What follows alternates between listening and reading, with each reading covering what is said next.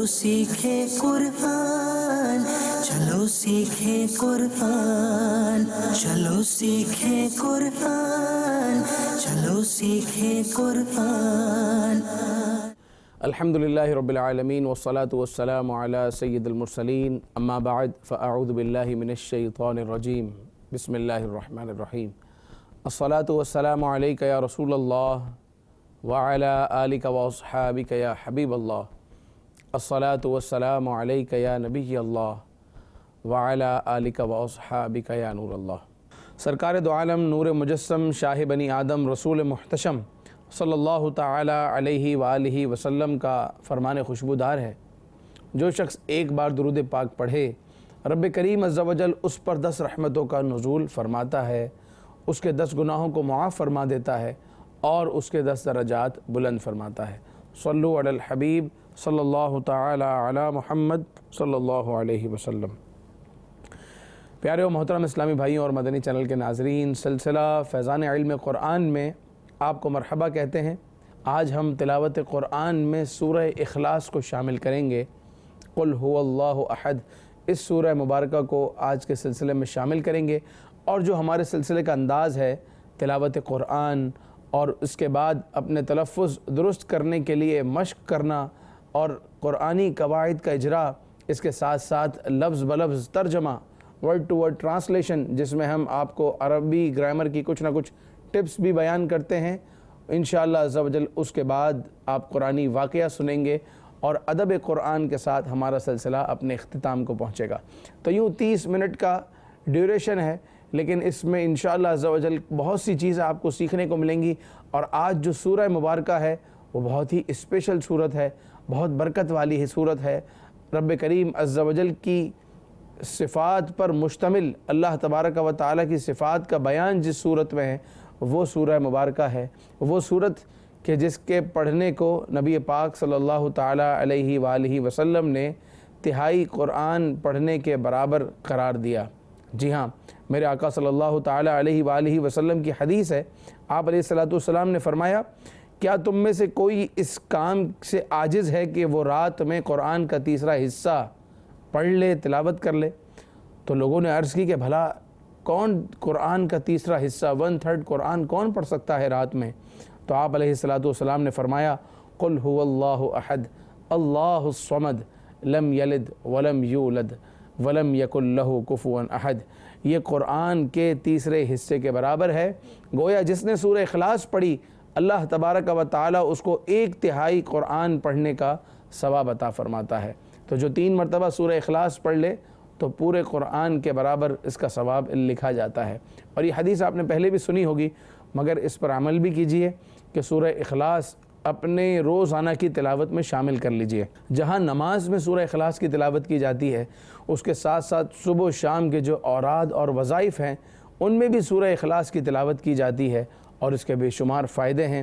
اور سورہ اخلاص سے محبت کرنا یہ اللہ تبارک و تعالیٰ کو بھی پسند ہے، کہ اگر کوئی شخص سورہ اخلاص سے محبت کرتا ہے تو اللہ تبارک و تعالیٰ اس سے محبت کرتا ہے۔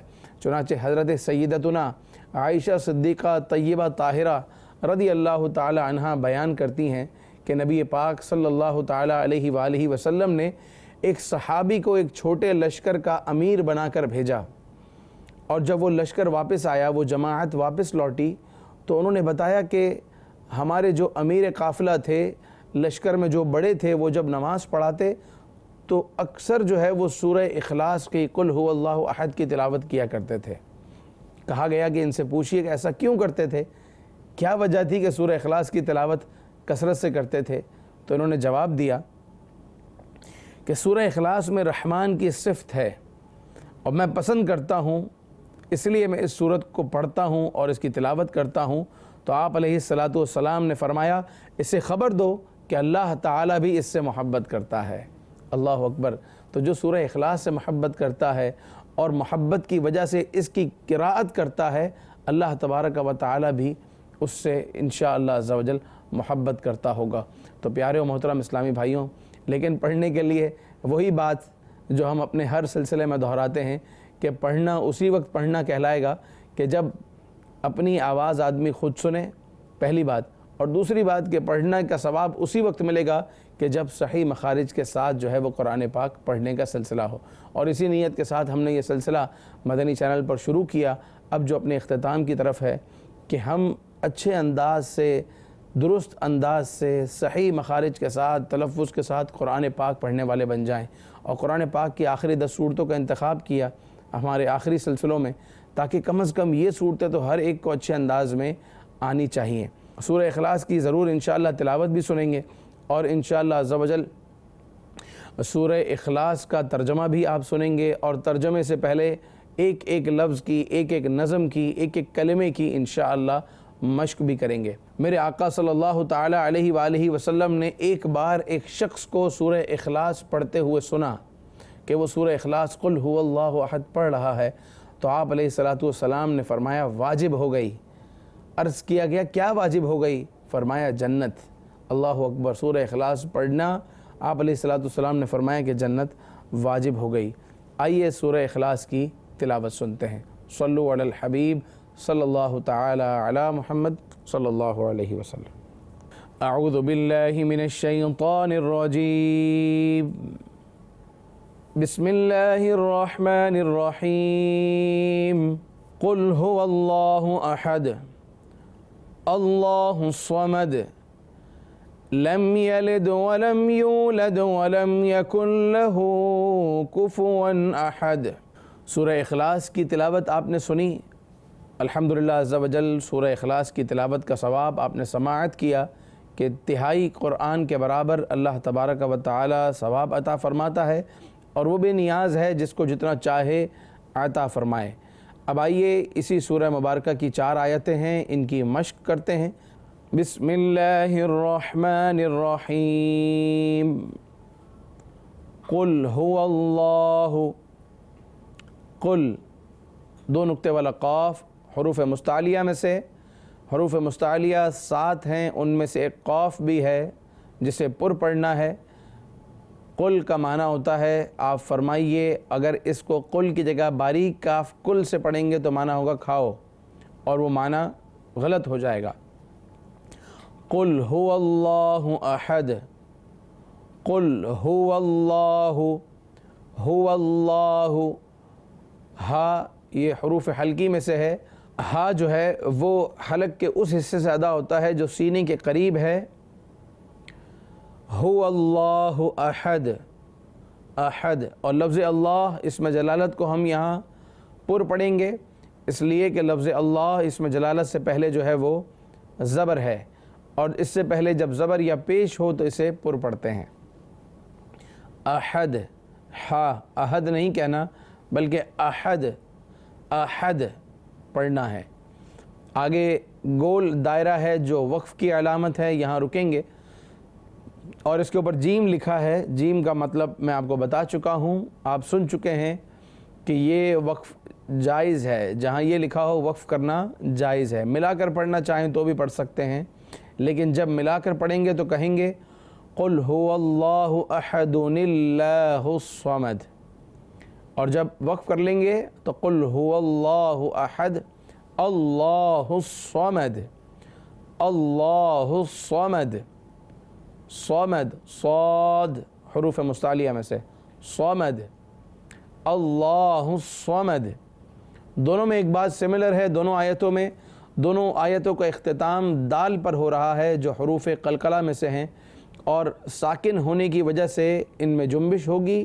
اگرچہ سکون عارضی ہے لیکن جب جنبش ہوگی تو آواز لوٹے گی. قل هو اللہ احد اللہ الصمد. صمد دیکھیں دال میں آواز لوٹ رہی ہے. یہی چیز آگے بھی ہے. لم یلد ولم یولد ولم یکن لہ کفوا احد، یعنی جہاں جہاں وقف ہے ان کا اختتام دال پر ہے، اور وقف کی وجہ سے وہ ساکن ہے، اور حروف قلقلہ جب ساکن ہو تو وہاں جنبش ہوتی ہے، قلقلہ ہوتا ہے، آواز لوٹتی ہے. لم یلد. لم یلد.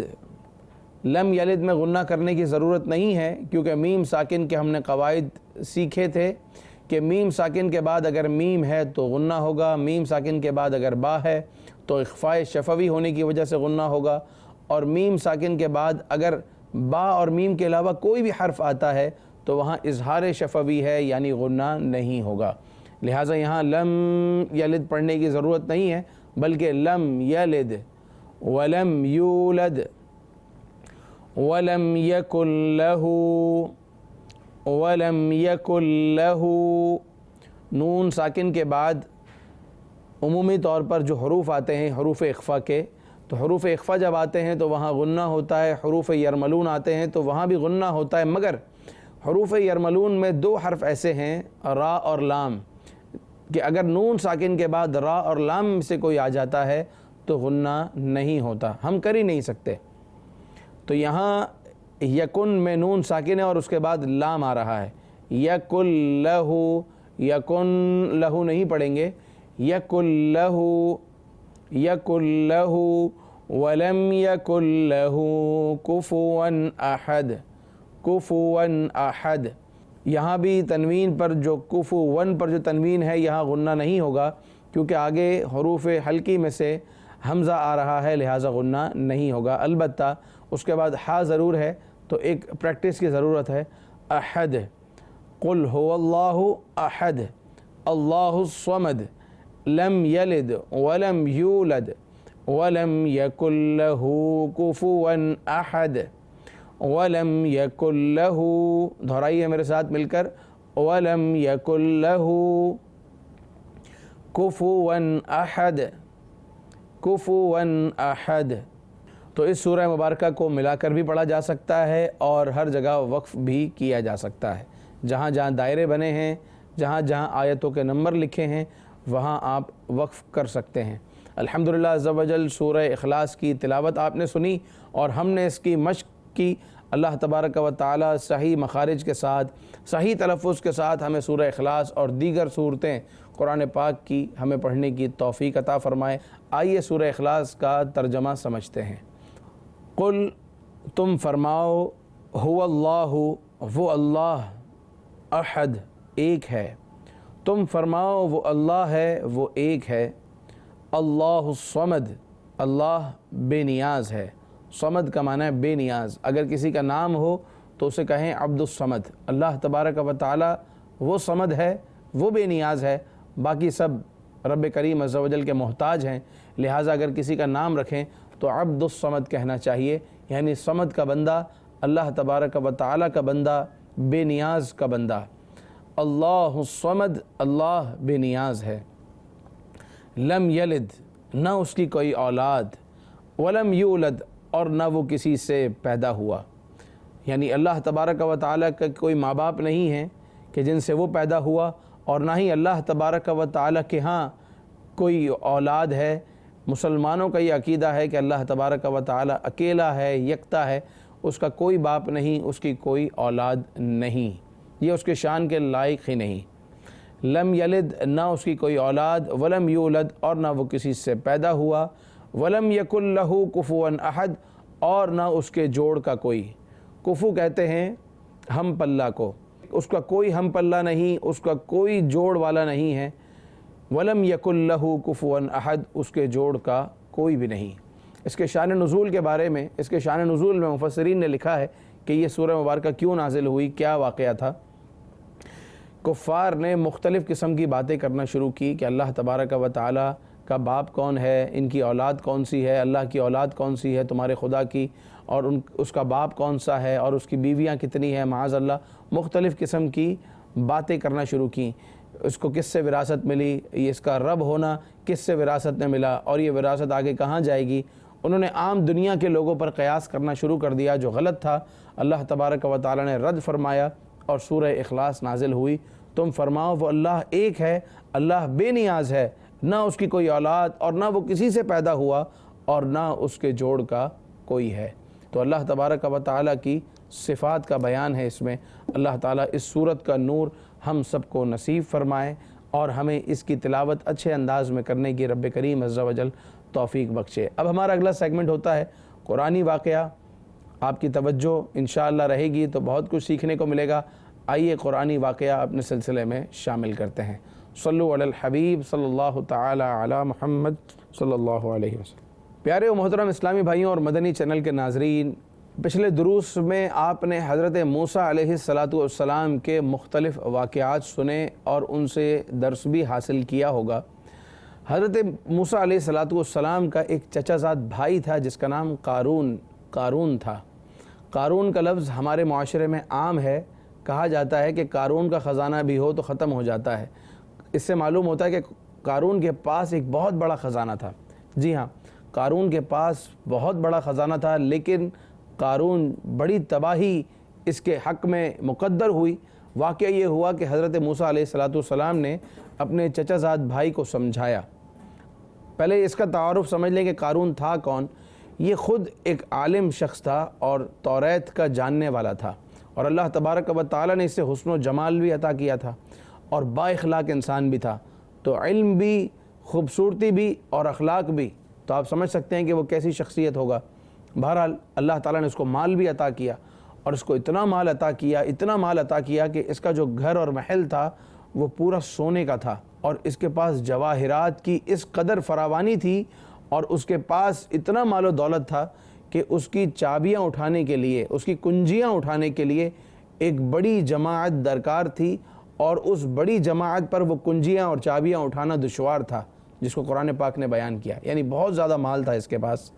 حضرت موسیٰ علیہ السلام نے جب زکوٰۃ کا حکم نازل ہوا تو اسے بھی بیان کیا۔ تو اس نے کہا کہ میں اپنے مال کا 1000واں حصہ وہ دوں گا۔ 1000واں حصہ۔ آج جو ہے ہم اپنی زکوٰۃ 100 میں سے 2.5% دیتے ہیں۔ 1000ویں حصے کا کیا مطلب ہوا کہ 1000 ہوں تو اس میں سے ایک ہم جو زکوٰۃ دیتے ہیں وہ اپنے مال کا 40واں حصہ دیتے ہیں، کہ 100 کے اگر 40 حصے کریں گے تو ایک حصہ جو ہے وہ 2.5% کا بنے گا۔ 1000 روپے ہوں اور اس کے اگر آپ 1000 حصے کریں تو ایک حصہ 1 روپیہ بنے گا، یعنی 1000 کے مقابلے میں 1۔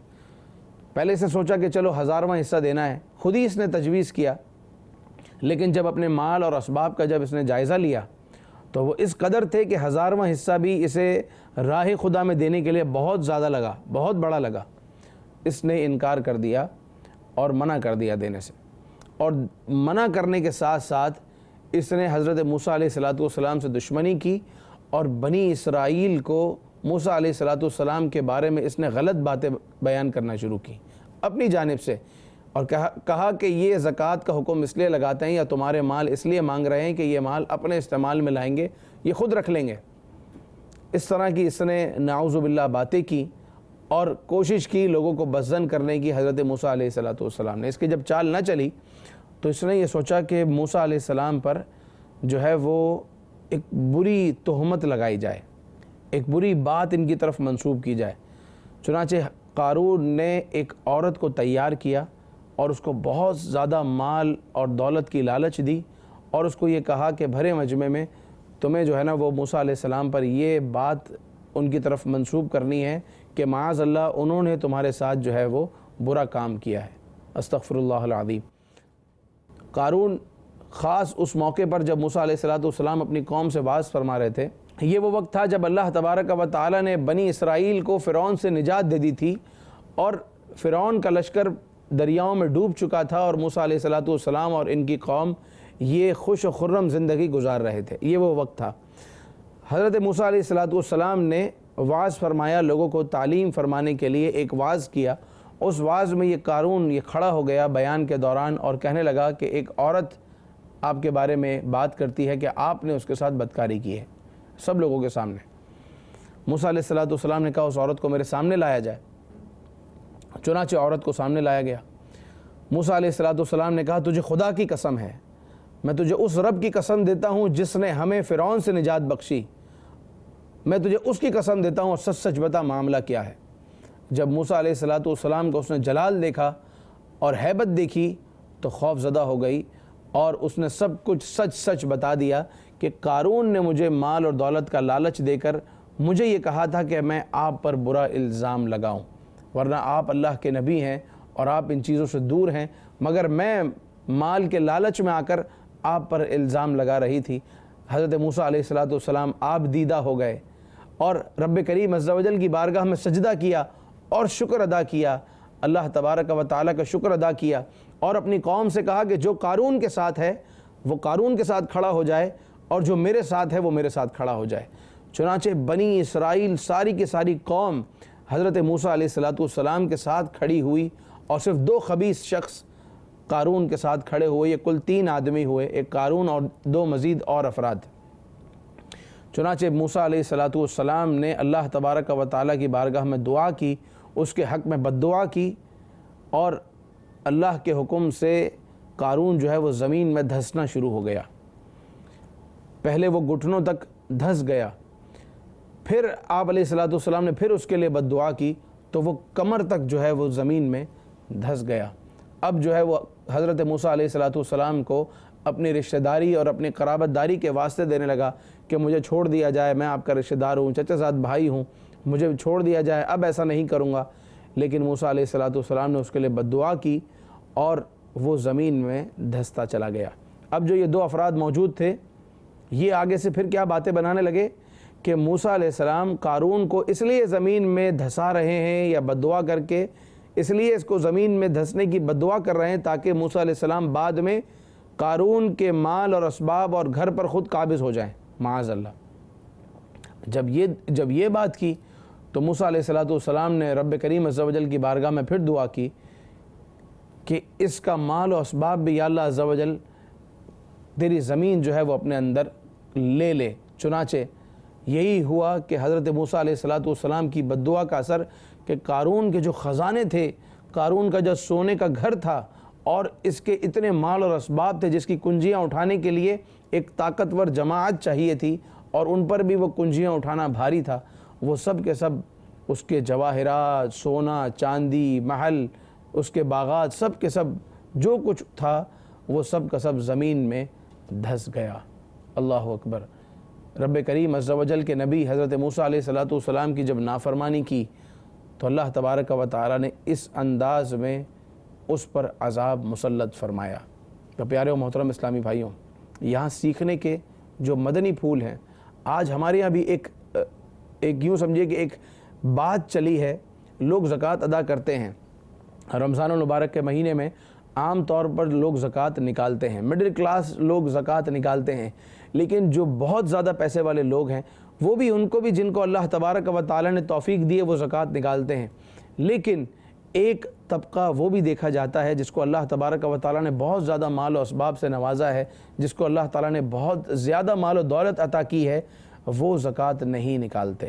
جب وہ اپنی زکوٰۃ کا حساب کرتے ہیں اور ان کی زکوٰۃ اربوں خربوں میں پہنچتی ہے تو وہ نہیں نکالتے مال کے لالچ میں، اور بعض اوقات نہ نکالنا تو ایک فعل، یہ تو فعل حرام ہے، ساتھ ساتھ دین اسلام پر باتیں بھی کرتے ہیں، زکوٰۃ کی فرضیت کا بھی بعض اوقات انکار کر دیتے ہیں، اور یوں زکوٰۃ کی فرضیت کا انکار جو ہے وہ کفر ہے۔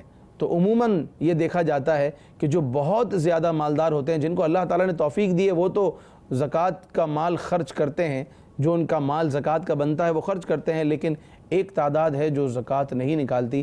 ورنہ اگر سب کے سب زکوٰۃ پوری نکالنے والے بن جائیں تو ہمارے معاشرے سے غربت کا خاتمہ ہو جائیں، یہ آپ جانتے ہیں۔ مگر ایک بہت بڑی تعداد ہے جو زکوٰۃ نہیں نکالتی۔ اس سے درس حاصل کرنا چاہیے کہ اللہ تبارک و تعالیٰ کی قدرت، اللہ تبارک و تعالیٰ بے نیاز ہے، جس طرح وہ دینے پر قادر ہے اس طرح وہ لینے پر بھی قادر ہے۔ وَتُعِزُّ مَن تَشَاءُ وَتُذِلُّ مَن تَشَاءُ، وہ عزت دینے پر بھی قادر ہے، وہ ذلیل کرنے پر بھی قادر ہے۔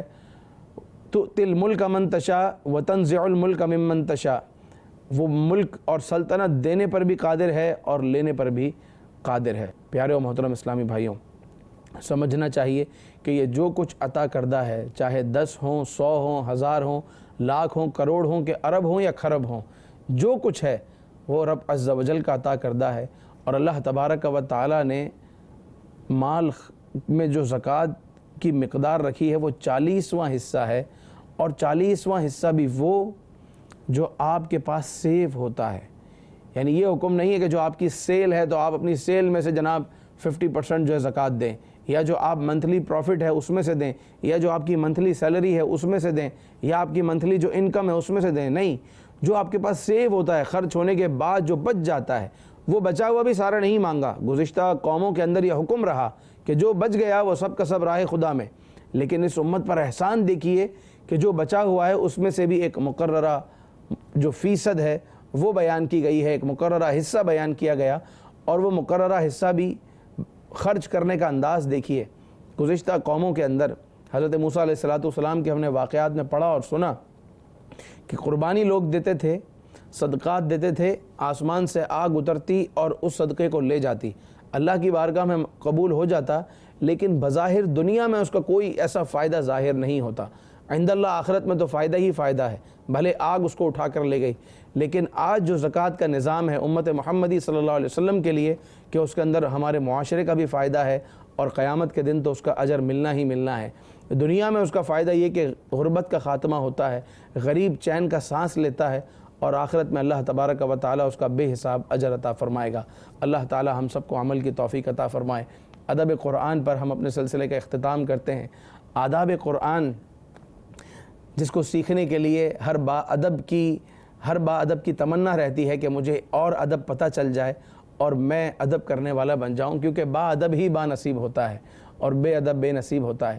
تو پیارے و محترم اسلامی بھائیوں اور مدنی چینل کے ناظرین، قرآن مجید فرقان حمید کی تلاوت کی اگر آواز آ رہی ہو تو ادب یہ ہے کہ اگر آپ وہاں پر قرآن پاک کی تلاوت سننے کے لیے ہی جمع ہوئے ہیں تو پھر تو قرآن کی تلاوت سننا واجب ہے۔ قرآن پاک کی تلاوت جہاں ہو رہی ہے، مثال کے طور پر آپ ایک اجتماع میں آئے، ایک اجتماع ذکر و نعت میں آپ آئے اور وہاں تلاوت قرآن ہو رہی ہے، تو آپ کا آنا ہی وہاں شرکت کرنے کے لیے، اب جو تلاوت ہو رہی ہے تو تلاوت سننا واجب ہے۔ اس وقت تمام کام کاج چھوڑ کر تلاوت قرآن کو سنا جائے۔ اور اس کے علاوہ بھی اگر کہیں تلاوت قرآن ہو رہی ہو اور آپ اگر کسی اور کام میں مشغول ہیں، اسے چھوڑ سکتے ہیں، تو چھوڑ کر جو ہے وہ تلاوت قرآن میں مشغول ہو جائیں۔ یہ نہ ہو کہ تلاوت قرآن کے ساتھ ساتھ کوئی اور کام میں بھی آپ مشغول ہوں، تو اس میں ایک بے ادبی کا عنصر ہے۔ اللہ تعالی ہمیں اس سے محفوظ فرمائے۔ آمین بجاہ النبی الامین صلی اللہ تعالی علیہ وآلہ وسلم۔ سبحانک اللہم وبحمدک، اشہد ان لا الہ الا انت، استغفرک واتوب الیک۔ صلو علی الحبیب صلی اللہ تعالی علی محمد صلی اللہ علیہ وسلم۔ چلو سیکھیں قرآن، چلو سیکھیں قرآن، چلو سیکھیں قرآن، چلو سیکھیں قرآن۔